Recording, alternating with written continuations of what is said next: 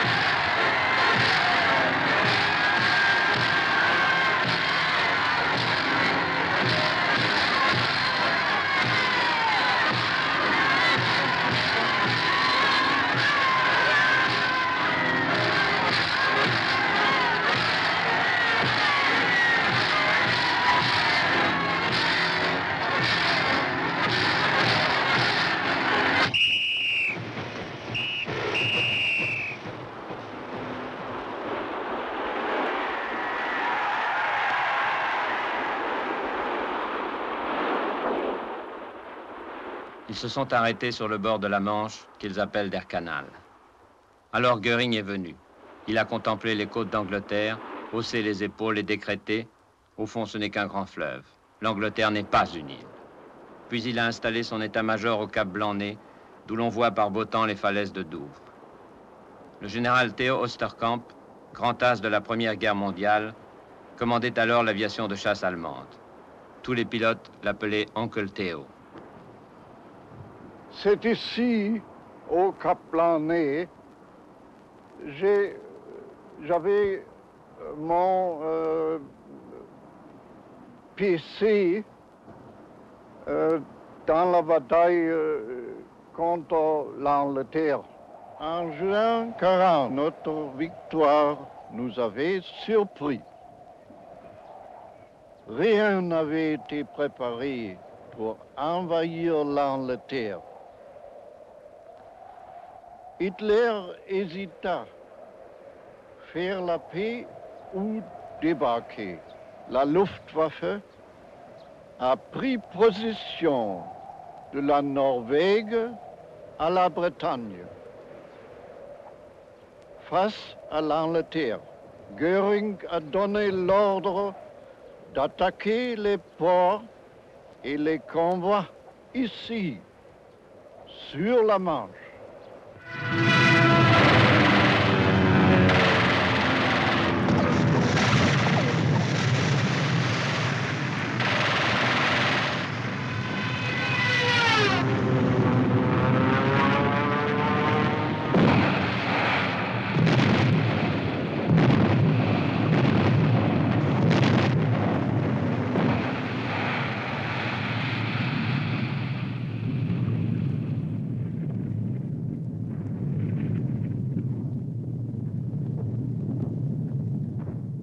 De l'autre côté de la Manche, à la BBC, la voix de Churchill réconforte les peuples occupés. Ce que nous voulons, c'est frapper jusqu'à ce qu'Hitler et l'hitlérisme passent de vie à trépas. Nous ne voulons que ça, mais nous le voulons sans cesse. Nous le voudrons jusqu'au bout. N'oubliez pas que nous ne nous arrêterons jamais, que nous ne nous lasserons jamais, que jamais nous ne céderons. Pour forcer le destin, en ce mois de juillet 1940, il faut un patriotisme farouche, entêté, prophétique. À l'ouest, l'Europe est écrasée, hébétée. L'Amérique n'a pas encore bougé. À l'est, Hitler a signé avec Staline un pacte qui a stupéfié la gauche européenne. L'Angleterre est vraiment seule et désarmée. Elle n'a plus qu'un seul bouclier, le Fighter Command, l'aviation de chasse.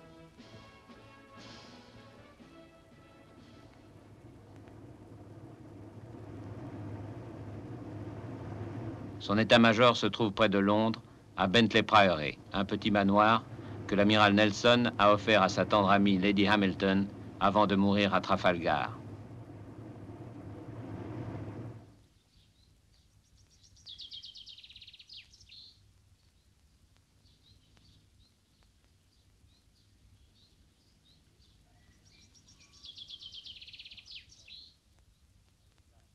L'air commodore Archibald Winskill, un des as de la bataille d'Angleterre, y évoque une ombre familière.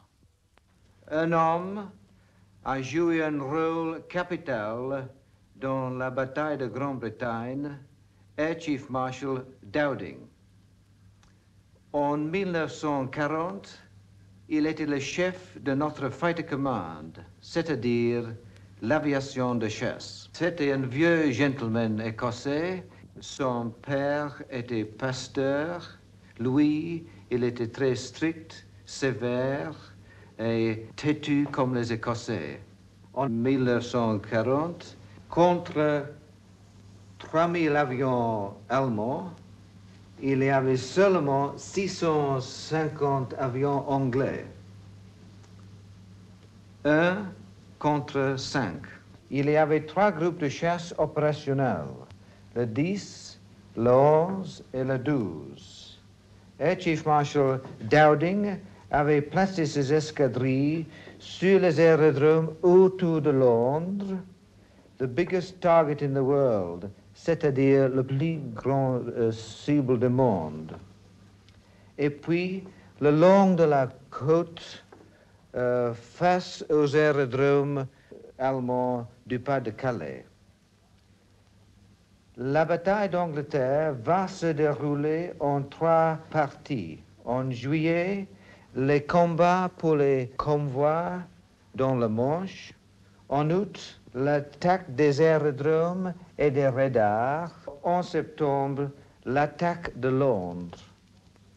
En juillet donc, nous défendions les bateaux et des ports. À Douvres, le 14 juillet 1940, un journaliste de la radio, Charles Gardner, se trouve sur le port avec un cinéaste, juste au moment où les Stukas allemands attaquent. There are 1, 2, 3, 4, 5, 6, 7 German dive bombers, Junkers 87. There's one going down on his target now. Bomb. No, missed the ship. And there you can hear our anti-aircraft going at them now. But now the British fighters are coming up. And here they come in absolute steep dive, and you can see their bombs actually leave the machines and come into the water. There's one coming down in flames. Somebody's hit a German, and he's coming down. There's a long streak. He's coming down completely out of control, a long streak of smoke. The man's bailed out by parachute. The pilot's bailed out by parachute. He's going slap into the sea, and there he goes, smash! There's a fight going on. You can hear the little rattles of machine gun bullets. That was a bomb, as you may imagine. Well, yes, we just hit a Messerschmitt. Oh, that was beautiful. He's coming right down now. I think definitely that burst got him. Down, yes, he's come down. He's come down. You hear those cries. He's finished. Oh, he's coming down like a rocket now. Absolute steep dive. Let's move around so I can watch him a bit more. Here he comes. Down in a steep dive. No, the pilot's not getting out of that one. No, that man is finished. I hear the Messerschmitt coming straight above us now. Just got a balloon which is coming down in space. How they're being chased home. Oh, boy, look at them going. And look how the British... Hey, that is really grand. And there's a Spitfire just behind the first two. He'll get them. Oh, boy, I've never seen anything so good as this. The RAF fighters have really got these boys. Soon after that, everything was quiet again. And we waited for the next. Ainsi s'achevait le premier reportage de guerre en direct, dont le disque est pieusement conservé dans les archives de la BBC. La Luftwaffe, c'est Göring. Göring, l'ancien héros de l'escadrille Richthofen, qui est devenu à 47 ans un ogre de 127 kilos. Göring le nazi, qui a dit 2 et 2 feront 5 si le Führer le veut.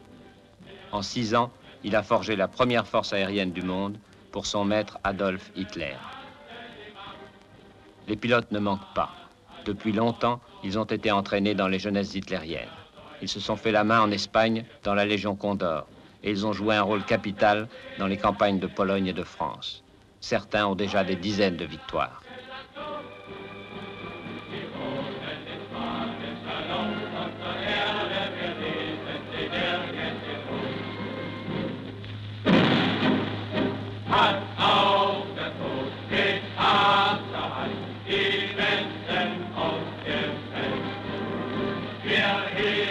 Les meilleurs équipages ont été affectés aux escadres de bombardement, l'arme offensive, car le Troisième Reich n'a que faire d'une arme défensive comme la chasse.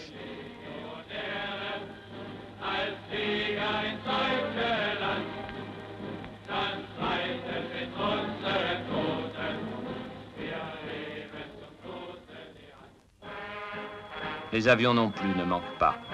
Göring fait le tour de ses usines, acclamé par les ouvriers. Il est après Hitler le personnage le plus populaire du Troisième Reich.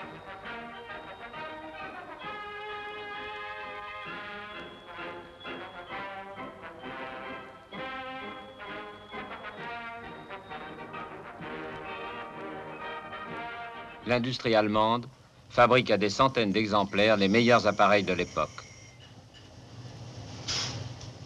Le Junker 88, le bombardier le plus rapide de sa génération. Le Henkel 111 et le Dornier 17, qui transportent chacun 1000 kilos de bombes. Le Messerschmitt 109, que les chasseurs ont baptisé Émile et qui atteint près de 600 km à l'heure. Enfin, le Junker 87, le sinistre Stuka, muni d'une sirène pour semer la terreur. À la flotte de 3000 avions qu'il amassait devant l'Angleterre, Göring multiplie les ordres du jour. Diese Luftwaffe hat hier Leistungen vollbracht, die für immer unvergänglich sein werden. Die Luftwaffe hat hier in höchstem Maße mit dazu beigetragen, den Gegner zu schlagen und zu vernichten.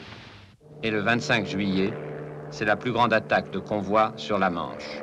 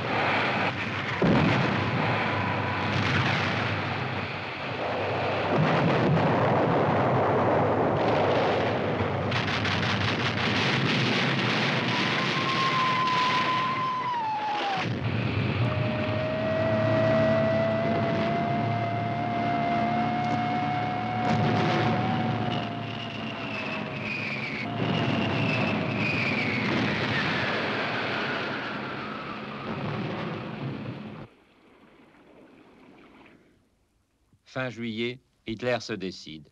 Puisque Mr. Churchill refuse la paix, que Dieu punisse l'Angleterre. Gott strafe England. Il ordonne à ses chefs d'état-major de préparer le débarquement. Tout a été prévu dans le moindre détail. Sous l'occupation allemande, la livre vaudra 9 marks 60. Cependant, l'état-major a posé une condition, la maîtrise du ciel. Göring, très sûr de lui, a répondu « D'accord, donnez-moi 5 jours de beau temps ».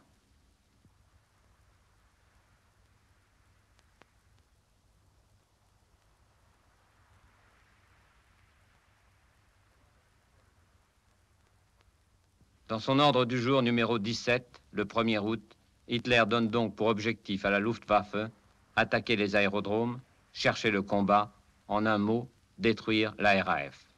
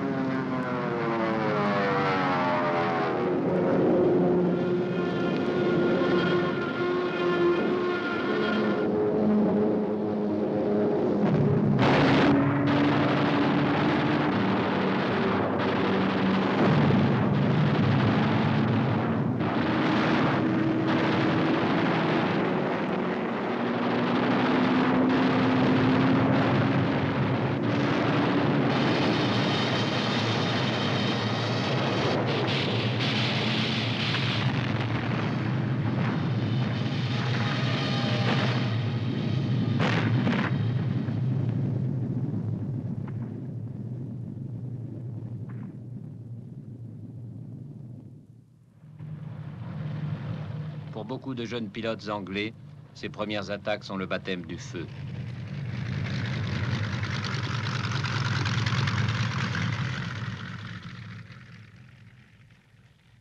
Ils sont 1 millier à peine qui vont arrêter l'armada invaincue de Göring. Ils ont 20 ans, et pendant ces 3 mois d'été qui devraient être leurs vacances d'étudiants d'Oxford ou de Cambridge, ils sauvent l'Europe. L'un d'entre eux, Richard Hillary, est abattu et affreusement brûlé. À 21 ans, avant de mourir aux commandes de son avion, il écrit, encouragé par Saint-Exupéry, un livre, Le Dernier Ennemi, où il parle de sa génération.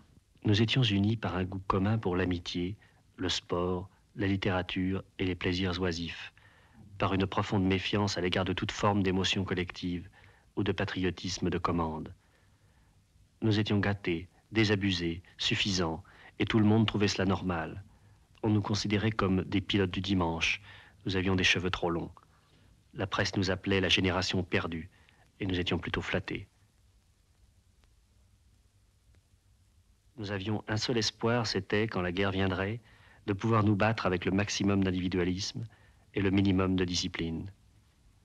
Au fond, nous étions égoïstes, et nous n'avions aucun idéal. La guerre allait nous en donner un.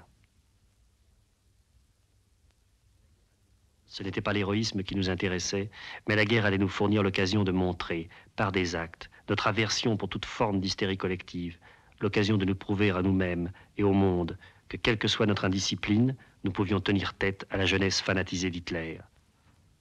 Snob ou pas, notre attitude était typiquement britannique. Telle était cette génération qui partit pour la guerre le 3 septembre 1939. Le Fighter Command réclame sans cesse plus de pilotes. Chaque jour, il en tombe qu'il faut remplacer coûte que coûte. L'instruction est accélérée. Quelques séances de double commande et c'est le lâcher, sur Hurricane ou sur Spitfire.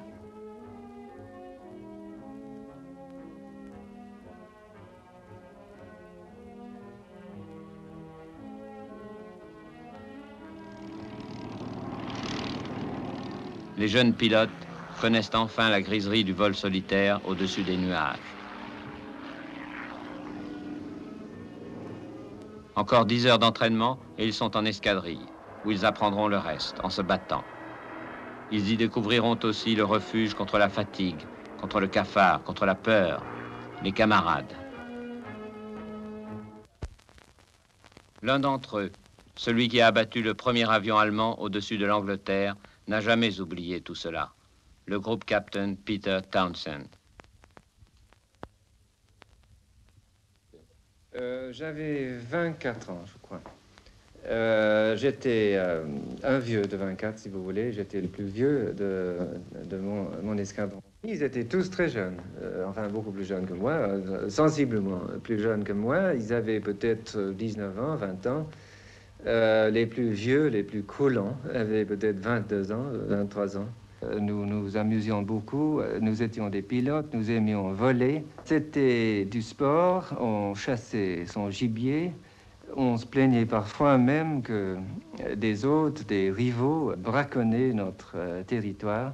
C'était du sport. On ne pensait pas beaucoup à la mort. La mort était présente, mais nous ne nous prenions pas au très sérieux, je crois. Si le contraire a été le cas, le moral aurait été beaucoup plus bas. Enfin, le moral aurait été fichu. Par contre, notre morale était formidable. Et je crois, je peux dire que tous les pilotes, enfin tous les pilotes qui étaient avec moi, la morale ne franchissait jamais. Mais cela vous paraît peut-être ridicule, bizarre, que je parle au léger de ces choses-là. Mais prenez par exemple, on est abattu. J'étais abattu un matin. Et là, je dois vous dire en parenthèse que il me semble assez souvent que les pilotes de chasse sont infiniment plus fiers d'être abattus que d'abattre. Mais enfin, voilà, j'étais abattu un beau matin, vers 6h30. Je suis tombé dans la mer, j'ai nagé. C'était le mois de juillet, j'ai pris un bon bain. On m'a repêché. Mais pendant quelques secondes, j'étais entre la mort et la vie. Mais ça ne frappait pas, ça ne frappait absolument pas. Il fallait que je saute, il fallait que je compte 1, 2, 3, quelque chose comme ça, tirer. L'anneau qui déclenchait le parachute est tombé. Et mon impression, ma sensation était une sensation de joie, de soulagement, parce que cette fois-là, c'était pas la mort, c'était encore la vie. L'après-midi même, j'ai pris un autre appareil et j'ai continué mon boulot. Et la haine pour les Allemands? Pas une haine, non, je ne crois pas. Presque peut-être, mais pas tout à fait, parce que la haine, quand même, c'est un sentiment qui fatigue, qui est fâcheux. Non, c'était... nous nous acharnions sur eux. Nous voulions les ficher à la porte.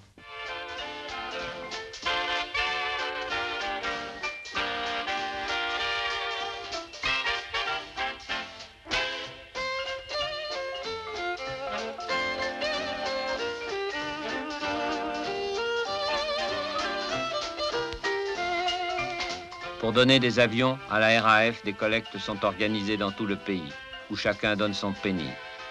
On récupère les bijoux, les casseroles.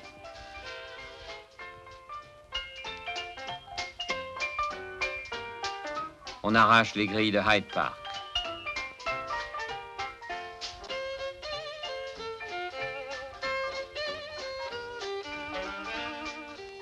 Les 2/3 des escadrilles de chasse sont alors équipées de Hurricane, un avion moins rapide que le Messerschmitt, mais beaucoup plus maniable. Il est bientôt remplacé par le fameux Spitfire, que le pilote d'essai Jeffrey Quill présente à Churchill. Équipé d'un moteur Rolls-Royce, il atteint près de 600 km à l'heure et il est considéré comme un des meilleurs chasseurs de tous les temps.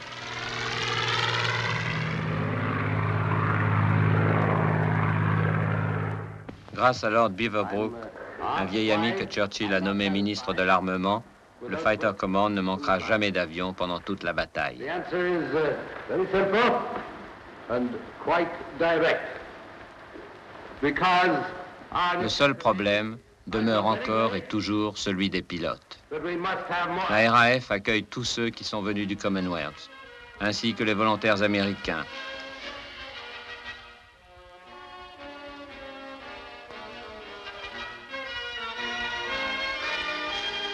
Et les Européens, comme les Hollandais ou les Tchèques, et tous ceux qui veulent poursuivre la lutte avec elle.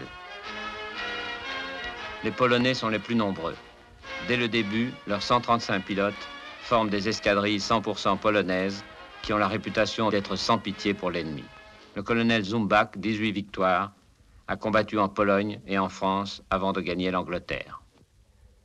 Les premières difficultés que nous avons rencontrées, c'était des difficultés de la langue anglaise, étant donné que personne, ou à peu près personne, ne parlait pas cette langue.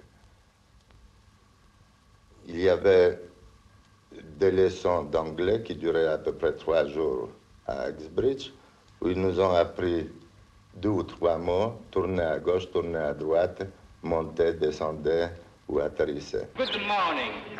Good morning. Good evening. Good evening. Notre escadrille, à la fin de la bataille d'Angleterre, a descendu 126 avions homologués avec part de 8 pilotes. Mais tous les pilotes ont sauté, même il y avait des vénards qui ont sauté 2 fois. Et moi, j'étais abattu 2 fois. Et comment est-ce que vous avez été abattu? Vous en êtes aperçu? Non, je ne me suis pas tellement aperçu, étant donné que je pensais que l'avion qui était derrière moi, que c'est mon coéquipier, j'attaquais 3 autres qui étaient plus bas. À ce moment-là, je me trouvais déplumé complètement, avec les manches à balai dans la main, le reste de l'avion mis à part complètement. Tout ce que j'avais à faire, c'est de me détacher des restants de mon siège et ouvrir le parachute. Vous avez d'autres histoires comme ça qui vous reviennent en mémoire, non? Oui, il y avait aussi un pilote qui avait toujours la difficulté de trouver Nordholt, qui était la base la plus facile à trouver. Et il s'égarait à chaque fois, il atterrissait sur 2 ou 3 aérodromes pour arriver à bon port. On a découvert qu'il portait dans sa botte d'aviateur un énorme fer à cheval qui faisait dévier la boussole de 30 degrés. Vous, les Polonais et les Tchèques aussi, vous aviez la réputation d'être follement courageux, mais aussi très féroces. C'était vrai? Les Anglais étaient outrés, mais probablement ils ne comprenaient pas du tout pourquoi nous sommes moins sportifs qu'eux. Ça vient du fait que pour nous, c'était probablement la dernière retraite. Une fois, on était chassé de Pologne, deuxième fois de France, et maintenant tout le monde se dit que d'ici, il n'y a plus d'autre issue que rester sur place et de combattre. Une poignée de pilotes français a participé à la bataille d'Angleterre, 12 exactement. 2 seulement ont survécu, le colonel Lafont et le capitaine Perrin, qui sont retournés ensemble sur leur vieux terrain de Northolt. Arrivés les premiers, ils ont été aussitôt affectés à des escadrilles anglaises. C'est pourquoi ils ont le droit de porter aujourd'hui l'insigne de pilote de la RAF. Oui, c'était fermé ici. Oui, oui. Plus tard, d'autres les ont suivis, avec qui ils ont formé des escadrilles françaises. Mais au début, ils étaient au squadron 615, l'escadrille Churchill. J'étais d'abord en groupe de chasse indice, au moment de la débâcle. Et Mouchotte, Guérin et moi avons décidé de partir en Angleterre parce que nous ne pouvions pas supporter cette idée de ne pas s'être battus pendant la campagne de France. Nous ne pouvions pas accepter une fin de guerre aussi minable. Comme on disait à l'époque, vous avez rejoint De Gaulle alors? Oui, nous avons rejoint De Gaulle. C'est-à-dire que nous avons été très heureux en arrivant à Gibraltar d'apprendre l'existence d'un général de Gaulle, d'un général français. Ils seront là, à Londres, avec le général de Gaulle, pour célébrer le 14 juillet 1940.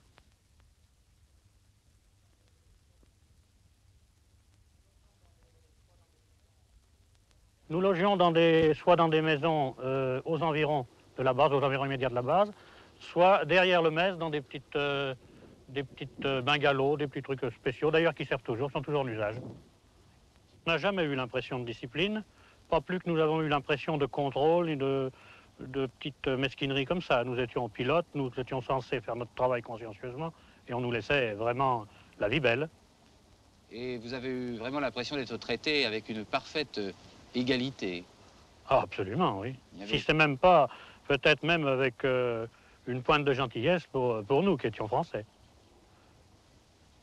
Et vous étiez sensible à ça? Est-ce que c'était la même chose du côté des civils? Oh oui, en point de vue civil, nous avons été à Londres vraiment chouchoutés. Un Français à Londres faisait absolument tout ce qu'il voulait. Et surtout quand on savait que vous étiez le roi de l'Air Force et pilote. La radio de Vichy parlait de vous?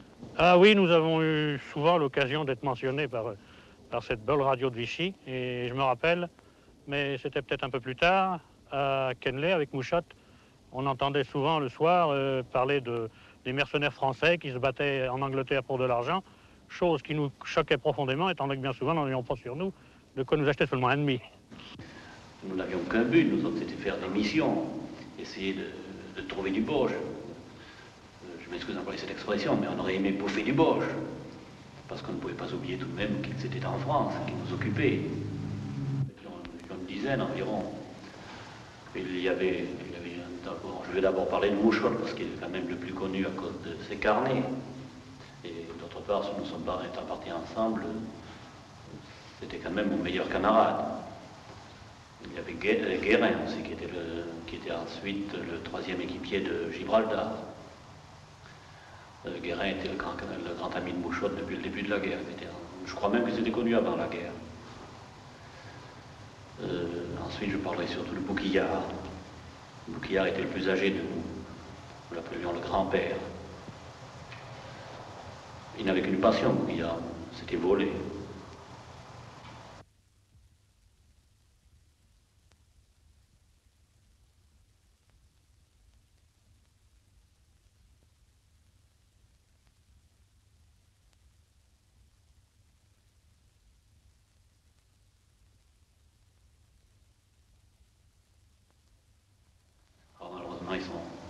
morts, excepté Perrin et moi. Mouchotte s'est fait descendre en 1943, le 30 août exactement, je crois. Bouquillard s'est fait descendre en mars 41. Il a été enterré dans le Kent. Son enterrement était d'ailleurs extrêmement émouvant. Je n'ai jamais vu autant d'Anglais parce que Bouquillard était autant aimé des Anglais que de nous autres Français. Ensuite, c'est Guérin qui s'est fait Non, Guérin ne s'est pas fait descendre. Il a eu une panne de moteur au-dessus de la mer. Il s'est posé en mer et a disparu. Comme Brière d'ailleurs. Brière a disparu quelques jours après, dans les mêmes conditions. Cheron s'est fait descendre au-dessus de la Manche. Fayolle s'est fait descendre à Dieppe. Il avait accepté de commander un groupe de chasseurs bombardiers, de Hurricane bombardiers. C'était presque un groupe suicide à l'époque. Labouchere, on ne sait pas trop si Labouchere s'est fait descendre ou s'il a eu une panne d'oxygène en altitude. Mais il est aussi mort au début 42, je crois. Nous n'avons jamais douté d'ailleurs de la possibilité d'une défaite anglaise. Mais je crois que s'il y avait eu une défaite anglaise, nous serions partis plus loin. Et votre participation à la bataille d'Angleterre? Bien, notre participation à la bataille d'Angleterre n'a rien fait de formidable, n'a rien fait de sensationnel. Nous avons fait, comme je disais tout à l'heure, la mission d'un petit exécutant dans une escadrille. Mais en fait, le seul mérite qu'on a, c'est d'avoir été les premiers à se battre.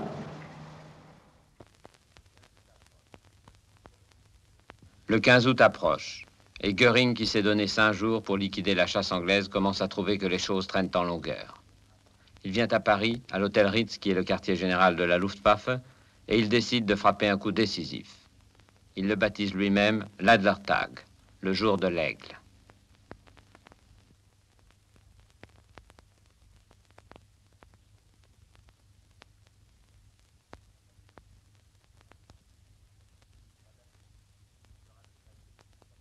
La date est fixée. Ce sera le 13 août à 14 heures.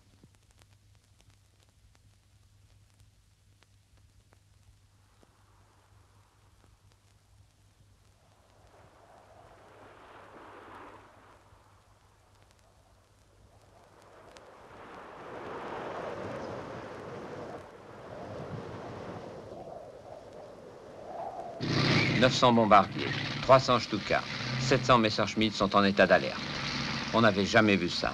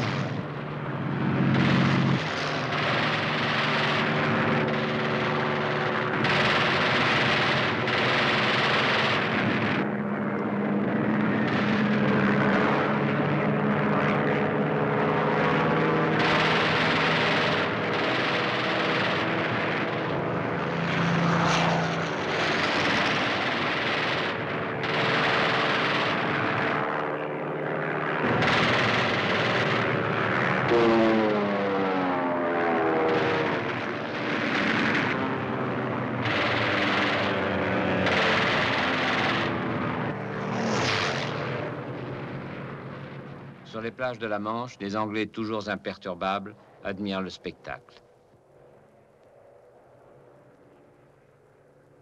Sous leurs yeux, la chasse anglaise abat 40 avions allemands et remporte sa première grande victoire.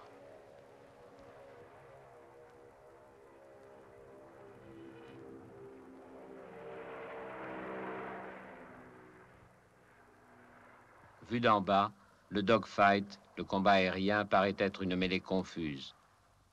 Pourtant, selon le groupe Captain Stevens, la tactique aérienne est très simple.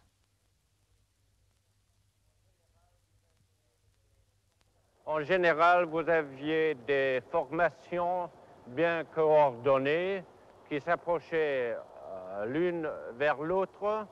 Et la première rencontre, si vous voulez, était assez ordonnée.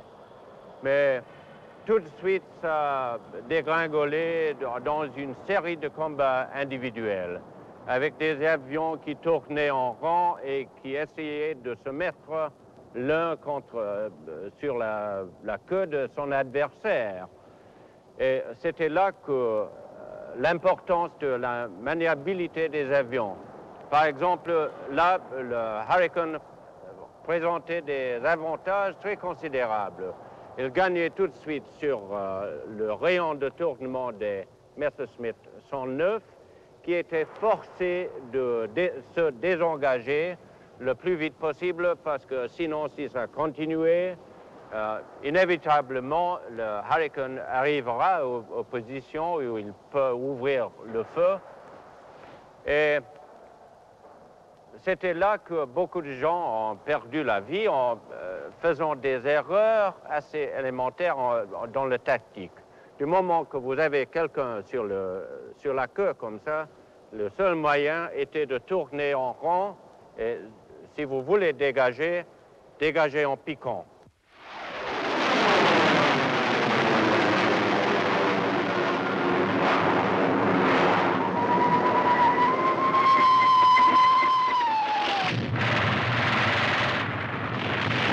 Et cela m'amène à vous parler, n'est-ce pas, de cette attaque de face. Cette attaque avait beaucoup d'inconvénients. La vitesse d'approche, de fermeture, si vous voulez, même à cette époque, était très élevée, peut-être 600, 700 km à l'heure. On avait très peu de temps pour tirer. Le risque de collision était très, très réel. Mais le grand avantage, c'est que si on visait bien, on touchait le leader. Le leader parti, les autres étaient tout de suite en désarroi.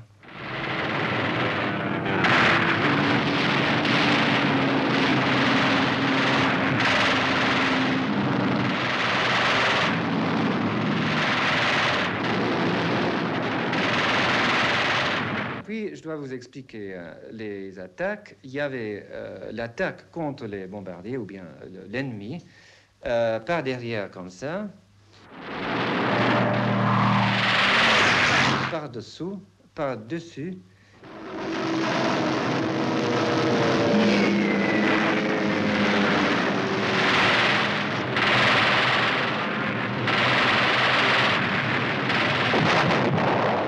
Et de face. Et c'était l'attaque de face que finalement nous avons trouvé était l'attaque la plus efficace. Une des choses les plus spectaculaires que j'ai jamais vues, c'était mon squadron commander qui a descendu d'un seul Rafale 3 avions. C'était des Stuka et moi je le suivais assez près et il a ouvert le feu. Et le premier avion a explosé et je ne sais pas si c'était une manœuvre involontaire ou l'explosion du premier avion, mais le deuxième est rentré dans le troisième et tous les trois ils sont descendus en flammes comme ça. Et ce que je trouve peut-être le plus ironique, c'était que mon squadron commander était très myope. Entre les combats, c'est l'attente. Les heures de bureau, disent ironiquement les pilotes. The Il fait si beau, et la guerre aérienne est ainsi faite. Quelques secondes d'angoisse où l'on frôle la mort, puis c'est le retour à l'arrière. Aux rengaines de Véraline, à la tasse de thé, à la campagne anglaise, aux bandes dessinées du Daily Mirror qui racontent les aventures de Popeye, la mascotte des pilotes de chasse.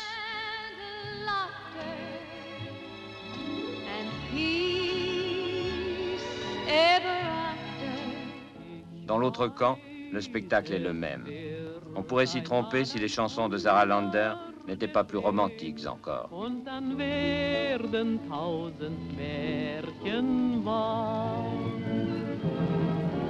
Ich weiß, so schnell kann keine Liebe vergehen, die so groß ist und so wunderbar. Du côté allemand, 2 pilotes de chasse sont devenus des héros nationaux. Mulders, le romantique, taciturne, et Galant, le reître, exubérant. Eux aussi considèrent la guerre comme un sport. Mulders a déjà remporté 54 victoires. Étrange destin, il mourra bêtement dans un accident d'avion piloté par un autre. Galant, le cigare toujours au bec, sera général à 30 ans et terminera la guerre avec 104 victoires. Pour survivre à 4 ans de combats aériens, il faut une audace folle et une précision maniaque. Ce sont les 2 qualités d'un pilote de chasse, ce sont les 2 qualités de Galant. Devenu homme d'affaires, il est revenu sur l'aérodrome de Calais dans son petit avion de tourisme.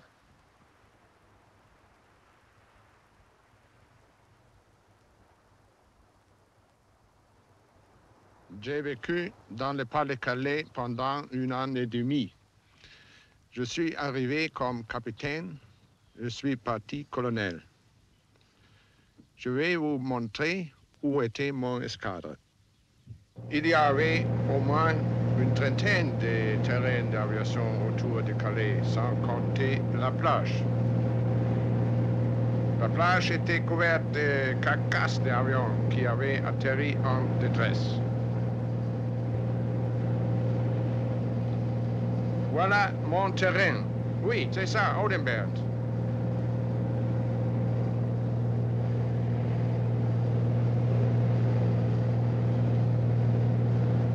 Ah ah! Vous voyez les abris pour les avions. Nous décollions ici, comme ça, exactement comme ça.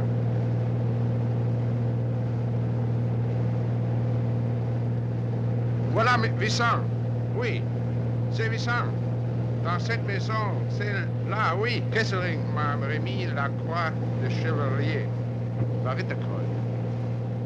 Sa croix de chevalier, Galant raconte qu'il l'a arrachée de son cou et jetée aux pieds de Göring un jour que celui-ci traitait les chasseurs allemands de poltrons. Il leur reprochait d'abandonner les bombardiers qui se faisaient alors massacrer par la chasse anglaise. En fait, dit Galant, les Messerschmitt avaient 1h30 d'autonomie de vol, juste de quoi aller à Londres et revenir. Si nous acceptions le combat, quand les Spitfire nous attaquaient sur le chemin du retour, une petite lumière rouge s'allumait aussitôt sur notre tableau de bord. C'était la panne d'essence et au mieux, le bain forcé dans la Manche.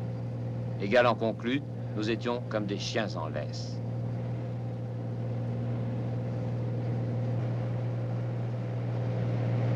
Aussi très vite, les pilotes allemands ne crurent plus à la victoire et devinrent très amers.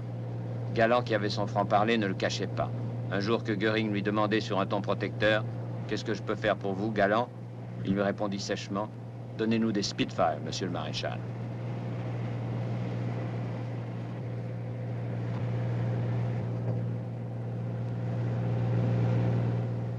À la fin du mois d'août, le moral est pourtant encore très haut dans les escadrilles allemandes.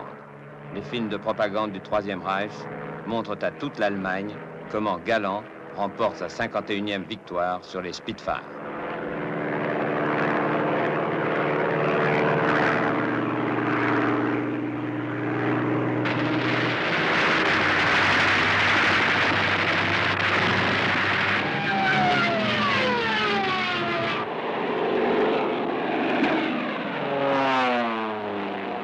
À ce moment-là, la Luftwaffe est bien près de gagner la bataille d'Angleterre. Malgré ses prouesses, la chasse anglaise a cruellement souffert. Elle est à bout de souffle. Les pertes sont terribles. 400 avions abattus, 103 pilotes tués, 128 blessés. Les pilotes qui volent 5, 6, 7 fois par jour sont exténués.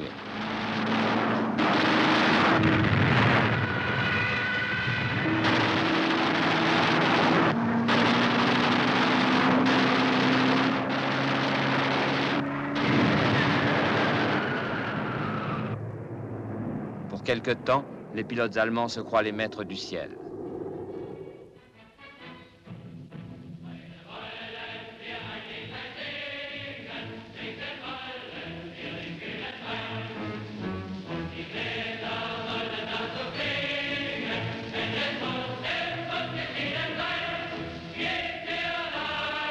Göring vient leur distribuer des médailles.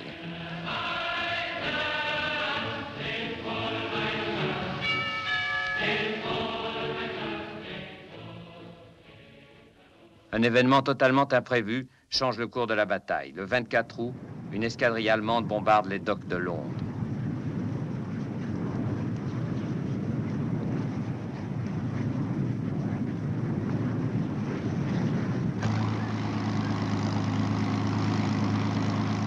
C'était une erreur, affirment les Allemands.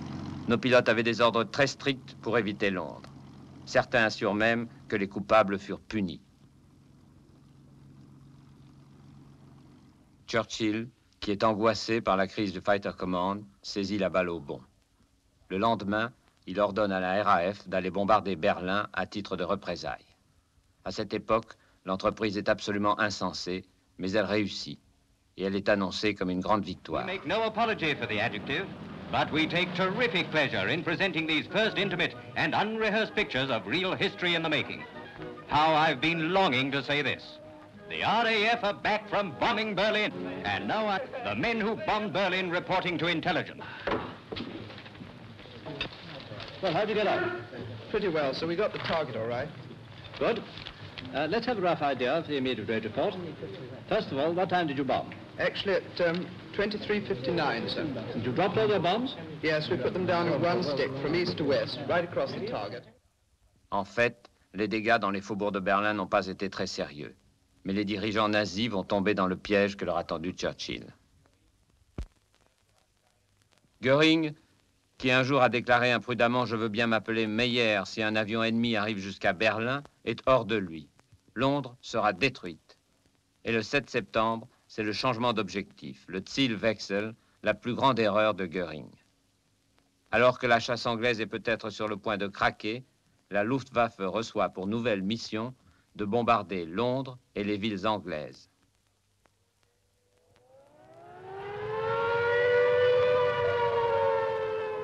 L'épreuve va être terrible. Elle fera plus de 20 000 victimes, mais ni le courage, ni le sang-froid, ni l'humour des Anglais ne seront jamais atteints.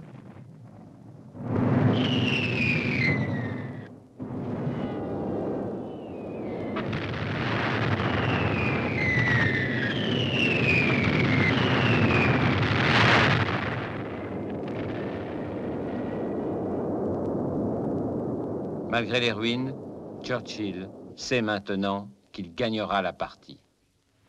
Ici, dans cette ville de Londres, que Hitler prétend réduire en cendres et que ses avions bombardent en ce moment, nos gens tiennent bon. Nous attendons l'invasion, promise souvent et de longue date. Les poissons aussi.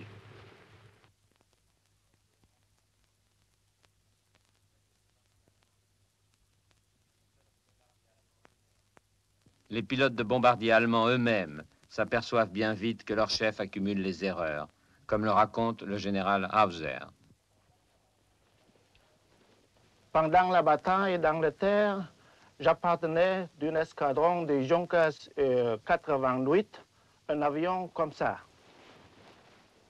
Nous savons aujourd'hui que nous avons fait une grande faute avec ce rassemblement en haute altitude sur la région nord de la France. Dans une époque où les Anglais avaient installé déjà les stations de radar.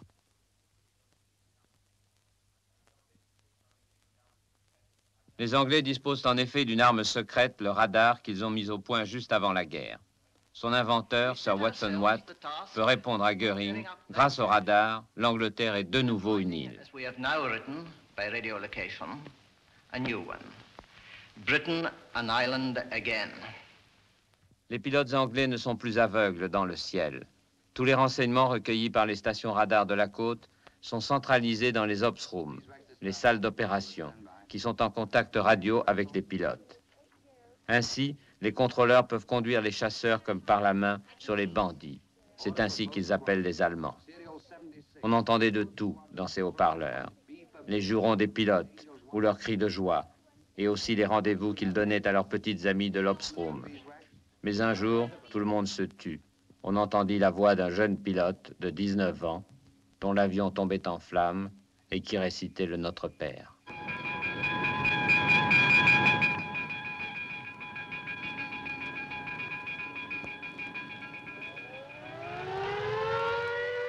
Le 15 septembre, les ops rooms alertent tous les terrains d'aviation d'Angleterre. Des centaines de bandits se dirigent sur Londres.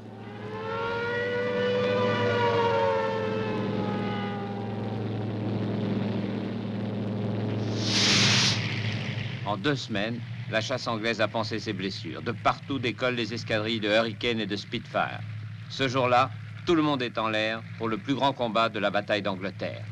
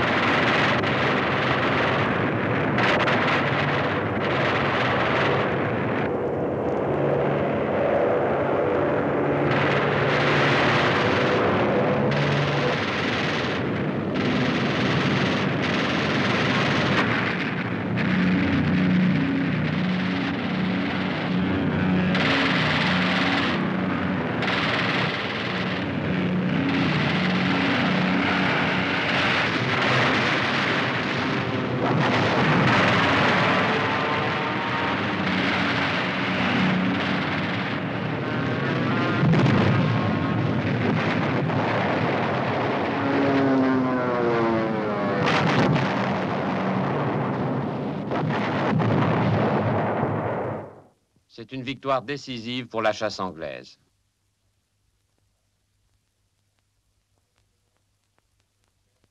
Dans les rues de Londres, on scrute le ciel et on compte les coups comme pour un match de cricket, car on est anglais.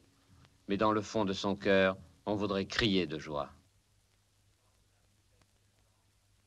Le lendemain, 16 septembre, tandis que les Anglais déblaient les carcasses des bombardiers abattus, les pilotes allemands vont tout casser dans les bars de Lille et de Calais. Un des as de la chasse allemande, le général Steinhoff, se trouvait avec eux. Et après le 15e septembre, vous savez, le 15e septembre est décisif pour la victoire de la RAF. Le criticisme dans les escadrons est monté.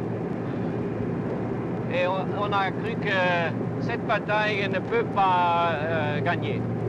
Les yeux de l'Angleterre sont maintenant fixés sur les héros du Fighter Command et leur chef, Lord Dowding. C'est à ce moment-là que Churchill, parlant d'eux, déclare « Jamais, dans l'histoire des conflits humains, autant d'hommes n'ont eu une dette aussi considérable envers si peu. » Tous les Anglais connaissent leurs noms. Johnny Johnson, Ginger Lacey et Stanford Tuck, 29 victoires, surnommé le Vénard, et Douglas Bader, 22 victoires, surnommé l'indestructible. C'est un cas. À la suite d'un accident en 1938, on doit lui couper les 2 jambes, mais il veut continuer à voler quand même.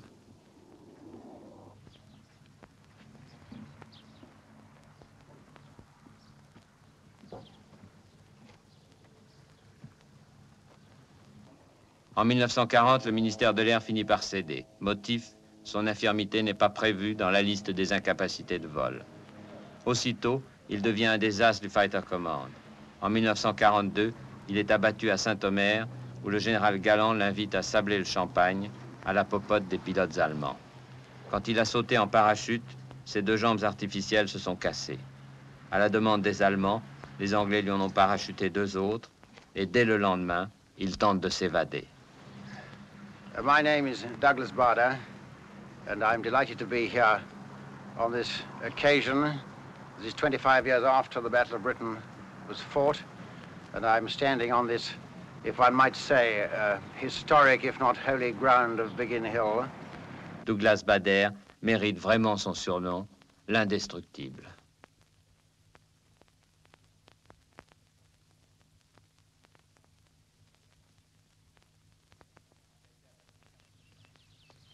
Il a été abattu 4 fois. Une balle lui a arraché son masque à oxygène, une autre la manette des gaz. Et il est toujours vivant.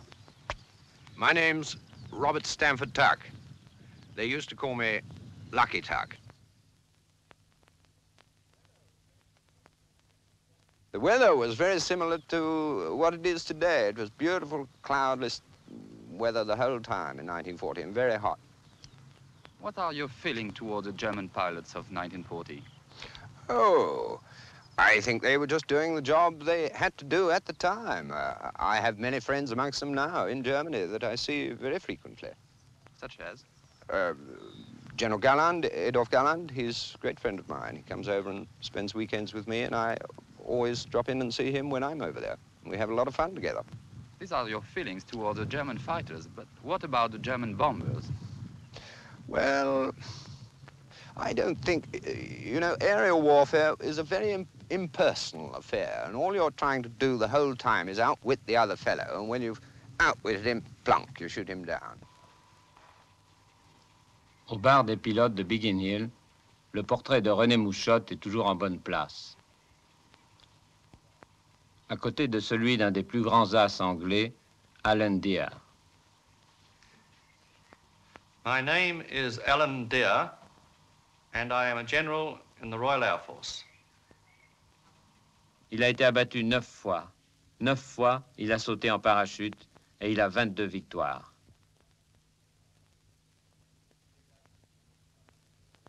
Tous les as sont signés sur un volet de l'auberge de Biggin Hill avec le groupe Captain Davis. Il n'y avait pas que des as. Il y en avait qui n'avaient pas beaucoup de chance, qui ont été descendus plus tôt que les autres. D'autres ont survécu. Il y en a qui n'ont même pas abattu un avion ennemi. Et je regrette qu'on ne pense pas tellement à cela.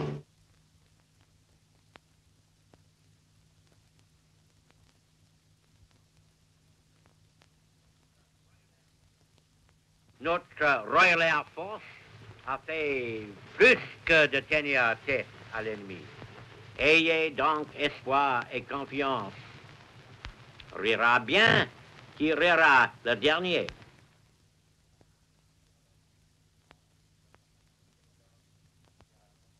Le 12 octobre, Hitler annonce que le débarquement est remis sine die.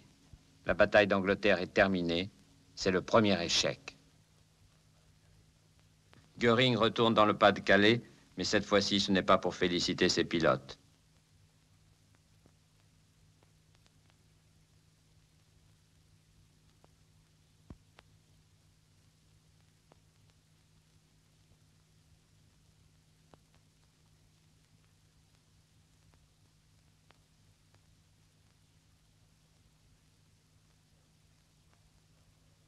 Une fois de plus, il change l'ordre de bataille.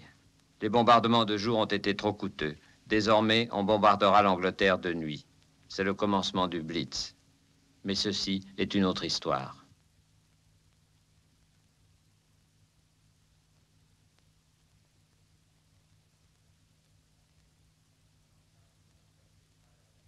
Lord Dowding of Bentley Priory, l'homme qui a gagné la bataille d'Angleterre, a maintenant 82 ans. Il vit à la campagne retiré et solitaire. Pourtant, il n'est pas seul. Ombre parmi les fantômes, il vit avec les morts. Ces jeunes pilotes tués pendant ce bel été de 1940. Un si bel été. Pour la première fois, le vieil homme qui refuse toute visite a accepté de parler aux vivants. Brave men will never admit that they've been frightened at all. And you'd think that it was all a great joke for them, the whole business. Well, of course, I know better than that. And I know what these fellows felt when day after day, week after week, they'd had to go out, and the German attacks seemed to get stronger instead of weaker. But there was never any hint of that which reached me during the battle. The lads fought magnificently. And of course, if they hadn't fought like that, if they had cracked, well, then we should have lost the battle. They suffered terrible losses, didn't they? Yes, very heavy losses, yes. Very heavy. Les avions qui ont gagné la bataille d'Angleterre, eux aussi, ont pris leur retraite depuis longtemps. Mais la RAF soigne jalousement un des derniers Spitfire, auprès duquel on rencontre parfois son ancien pilote d'essai, Jeffrey Quill, les cheveux blanchis. Le Spitfire que j'ai piloté pour la première fois en 1936, je vais le piloter devant vous pour la dernière fois.